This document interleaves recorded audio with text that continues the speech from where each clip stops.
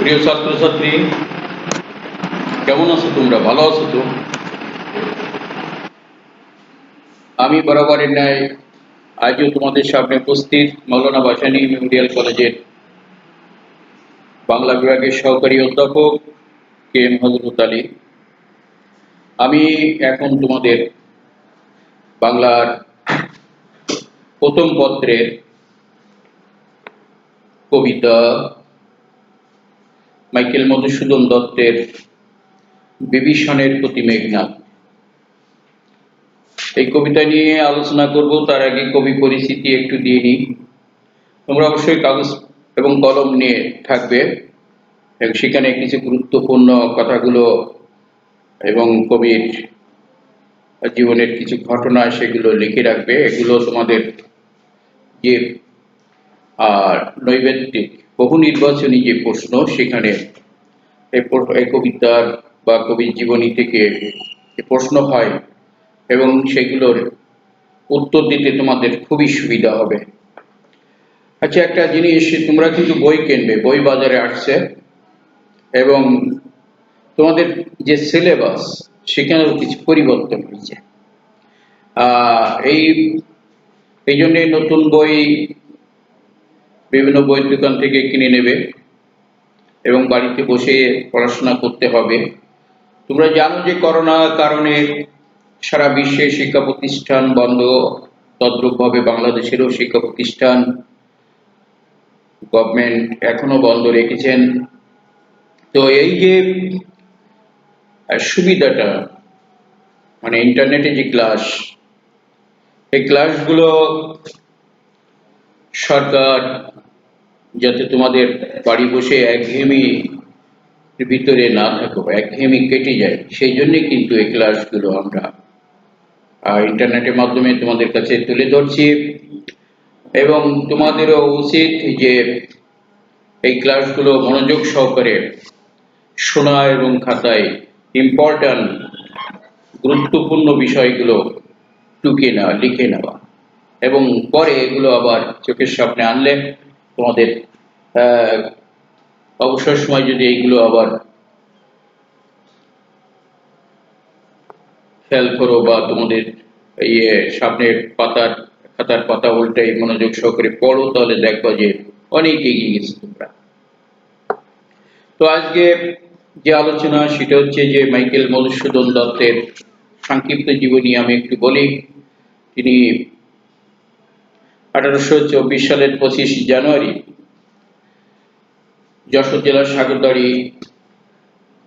সাগরদাড়িতে কপোতাক্ষ নদের পাশে সাগরদাড়িতে তিনি জন্মগ্রহণ করেন এবং অসামান্য প্রতিভার অধিকারী। তিনি পিতামাতার একমাত্র সন্তান। তার পিতার নাম জমিদার ছিলেন তার পিতার নাম রাজনারায়ণ দত্ত, মার নাম জাহ্নবী দেবী। কি বললাম? পিতার নাম রাজনারায়ণ দত্ত এবং মার নাম জাহ্নবী দেবী। এই পিতামাতার এই জমিদার পুত্র 1824 সালের 25 জানুয়ারি জন্মগ্রহণ করেন। কোথায়? যশোরের কেশবপুর উপজেলার কপোতাক্ষ নদের পাশে সাগরদাড়ি গ্রামে। ক্লিয়ার? এখন প্রশ্ন আসছে যে মাইকেল মধুসূদন দত্ত কেন হলেন? উনি কিন্তু জন্ম নিয়েছিলেন শ্রী মধুসূদন হিসাবে। এই শ্রীর জায়গায় কেন মাইকেল কথা লিখি আমরা, মাইকেল টাইটেল আমরা লিখি? কারণ উনি কিন্তু পরিবারেই উনি লেখাপড়ার হাতে খড়ি। তার মা জাহ্নবী দেবী প্রতিদিন যখন সন্ধ্যাবেলায় আর্নিক দিয়ে, তুলসীর তলায় আর্নিক দিয়ে উনি মহাভারত, উনি রামায়ণ এগুলো পড়তেন। আর শিশু মধুসূদন সেই সময় থেকে মায়ের এই পড়া শুনে শুনে তার হৃদয়ে একটা বিষয়বস্তু যখন অনেক ইয়ে মহাকাব্য মহাভারতের যে বিষয়, তারপরে রামায়ণের যে বিষয়, এখানে যখন তার মা সুর করে করে এগুলো পড়তেন তখন তার চোখ দিয়েও কিন্তু জল ঝরত। তাহলে কবির এই যে সহজাত যে অনুভূতি, বিষয়টাকে তিনি হৃদয়ঙ্গম করতেন, হৃদয় দিয়ে তিনি এগুলো উপলব্ধি করতেন এবং সেই যেখানে করুণ বিষয়ের, যেখানে ট্র্যাজেডি, করুণাত্মক, সেখানে গিয়ে তিনি চোখ দিয়ে জল আসত। তার মানে বিষয়টাকে তিনি অত্যন্ত হৃদয় দিয়ে উপলব্ধি করতেন। সেই থেকেই কিন্তু আমরা লক্ষ্য করি যে এই যে মানুষের প্রতি মানুষের যে দরদ, ভালোবাসা, সেটা কিন্তু মধুসূদন দত্তের মধ্যে সেই ছোটবেলা থেকেই গ্রথিত হয়ে আসে। ছোটবেলা থেকেই আমরা দেখেছি তার মধ্যে এই ভাব, এই চেতনার উপলব্ধি আমরা সেটা করি। এখন বিষয়টা হচ্ছে যে মাইকেল মধুসূদন দত্ত শ্রী মধুসূদন হিসেবে জন্ম নিলেন। উনি পরিবারেই তার লেখাপড়ার হাতে করি। তারপরে তার পিতা তাকে 1833 সালে কলকাতার হিন্দু কলেজে ভর্তি করে দিলেন। সেখানে তিনি পড়ালেখা করতেন এবং কি করতেন যে সেখানে তিনি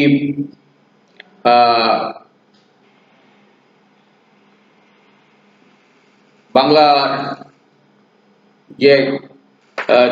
যে বাংলা নিয়ে তিনি যে চর্চাও করতেন না তা না, কিন্তু ইংরেজি সাহিত্যের প্রতি তার একটা দুর্বলতা আমরা সেই সময় থেকেই লক্ষ্য করি।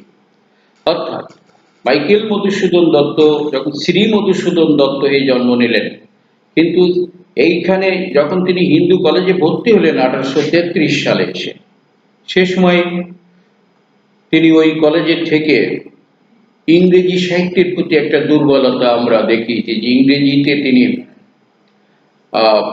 চর্চা করতেন, ইংরেজি কবিতা পড়তেন। সে সময় ইংরেজি সাহিত্যিকদের লেখালেখিও তিনি কালেকশন করতেন, তিনি সেখানে সেগুলো চর্চা করতেন, লেখারও চেষ্টা করতেন। এইভাবে ইংরেজি সাহিত্যের প্রতি তার একটা দুর্বলতা জন্ম নেয় তার মধ্যে। তারপরে কি করলেন, 1843 সালে তিনি কিন্তু হিন্দু ধর্ম ত্যাগ করে খ্রিস্টান ধর্ম গ্রহণ করলেন। কত সালের সালটা তোমরা একটু তোমাদের খাতায় লিখে রাখো।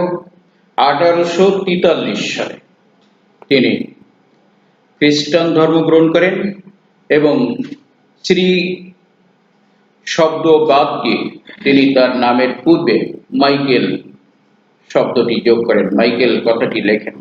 সেই থেকেই তিনি মাইকেল মধুসূদন দত্ত নামে বাংলা সাহিত্যেও তিনি সুপরিচিত।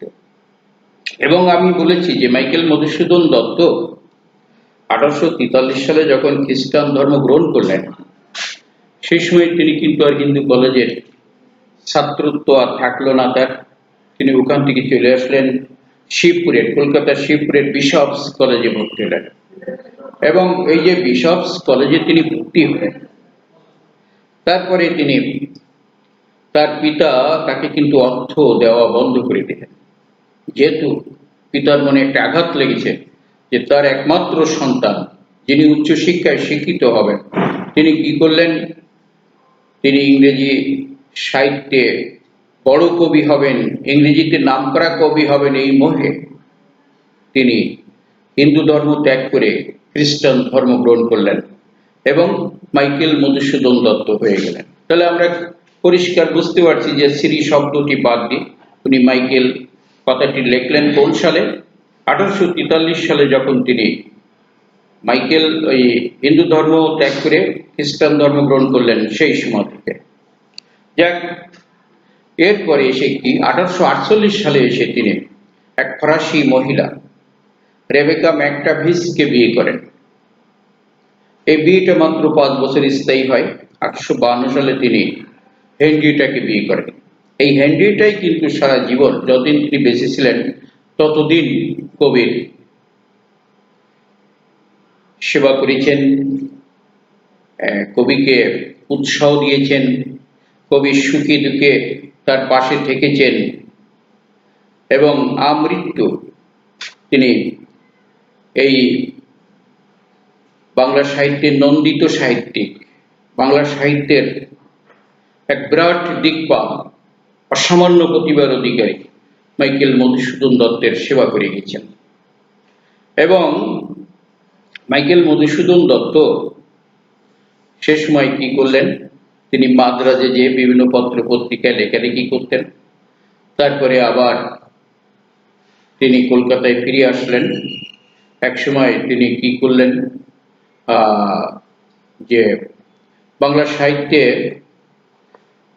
তিনি কেন বাংলা সাহিত্যে লেখালেখি শুরু করলেন, তার কারণটা হচ্ছে যে তিনি ওই সময় কলকাতায় যে সংস্কৃত নাটক এগুলো বাংলায় অনুবাদ করে কলকাতার বেলগাছিয়া নাট্যশালায়, বিভিন্ন রক্ষণশীল নাট্যশালায় এগুলো জমিদাররা উপস্থাপন করতেন। আর এই সংস্কৃত থেকে বাংলায় নাটক রূপান্তরের জন্য মাইকেলকে, মধুসূদন দত্তকে তারা বেছে নিয়েছিলেন।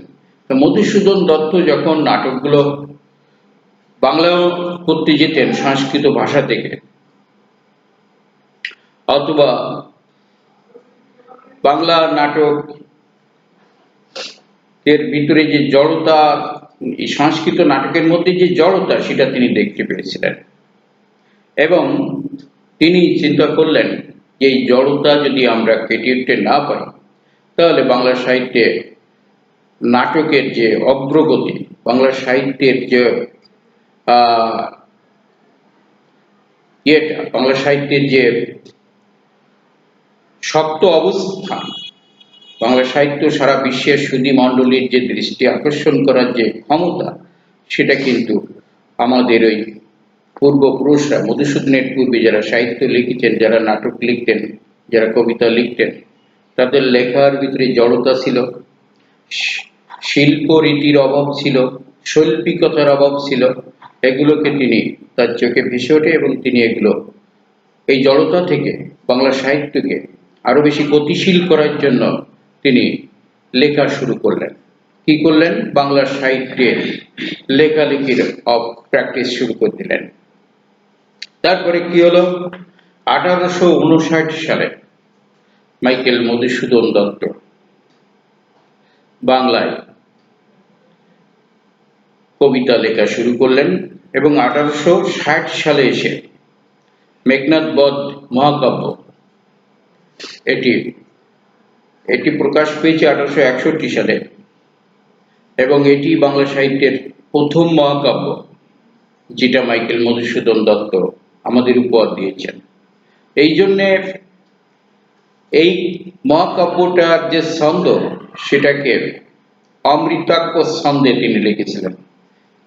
আর এর আগে যত লেখালেখি কবিতায় আমরা পেয়েছি, তা সব কয়ার ছন্দে লেখা। কয়ার ছন্দটা কি জানো? কয়ার ছন্দ হচ্ছে চরণান্তে মিল, অর্থাৎ চরণের শেষে প্রথম লাইন লেখার পরে পরের লাইনের শেষে যে মিল, এই মিল রেখে কবিতা লেখাই হচ্ছে কয়ার ছন্দে লেখা। আর অমৃতাক্ষ ছন্দ, এটা কিন্তু চরণান্তে মিল না। কবিতার বক্তব্য যতক্ষণ পর্যন্ত তার মনের ভিতরে আঁকুবাকু করতে থাকবে এবং সেটা প্রকাশিত হবে, পুরোপুরি প্রকাশিত হবে, ততক্ষণ পর্যন্ত কবিতার লাইন বাড়তে থাকবে এবং একসময় যে যখন বক্তব্য শেষ হবে, সেটা বাক্যের মাঝেও হতে পারে, বাক্যের শেষেও হতে পারে, কিন্তু চরণের শেষে মিল দিয়ে যে লিখতে হবে তা কিন্তু নয়। এটি হচ্ছে অমৃতাক্ষ ছন্দ। কতটা পরিষ্কার হয়েছে কিনা? একটা হচ্ছে কয়ার ছন্দ, মাইকেল মধুসূদন দত্ত তার মহাকাব্যে অমৃতাক্ষ ছন্দের প্রয়োগ করেন এবং লেখেন। এবং তিনি কেন লিখলেন যে কয়ার ছন্দে বক্তব্য পরিষ্কারভাবে প্রকাশ করা কঠিন, তাই তিনি বক্তব্যটাকে আরো বেশি গতিশীল করার জন্য কয়ারের বেড়িটাকে ভেঙে দিয়ে অমৃতাক্ষ ছন্দে সেটাকে তিনি লিখলেন এবং অমৃতাক্ষ ছন্দের বৈশিষ্ট্য হচ্ছে চরণান্তে মিল নয়, বক্তব্য অনেক দূর এগিয়ে যাবে এবং যেখানে যে বক্তার মনের ভাব পুরোপুরি প্রকাশ পাচ্ছে, তবে ভাবের একটা মিল থাকবে প্রথম থেকে শেষ পর্যন্ত। এই ভাবের মিল রেখে বক্তার মনোভাব যেখানে যে শেষ হবে সেখানেই দাঁড়িয়ে হবে, অর্থাৎ শেষ হবে।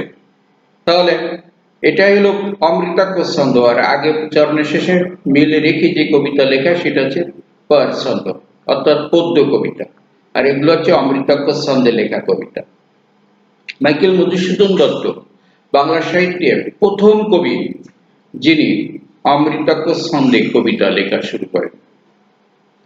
তিনি শুধু এই অমৃতাক্ষ ছন্দে লেখেননি, তিনি কি করলেন, বাংলা সাহিত্যে প্রথম মহাকাব্য লিখেছিলেন। তার পূর্বে আর কোনো কবি সাহিত্যিক মহাকাব্য লেখেননি। আর কি, বাংলা সাহিত্যে তিনি প্রথম প্রহসন লিখেছিলেন। প্রহসন মানে কি? প্রহসন মানে কমেডি, হাস্য রসিকতার ভিতর দিয়ে সমাজের কুরীতি শোধনার্থে যে সাহিত্য সৃষ্টি করা হয় তাই হলো প্রহসন। এই যে বুড়ো শালিকের ঘাড়েরও একেই বলে সভ্যতা, এগুলো নিয়ে আমি পরে আলোচনা করব। তবে প্রথমেই বলি, মাইকেল মধুসূদন দত্ত মেঘনাদ বধ মহাকাব্য, এটি 1861 সালে প্রকাশ পায় এবং এটির ভাষা হচ্ছে অমৃতাক্ষ ছন্দে লেখা।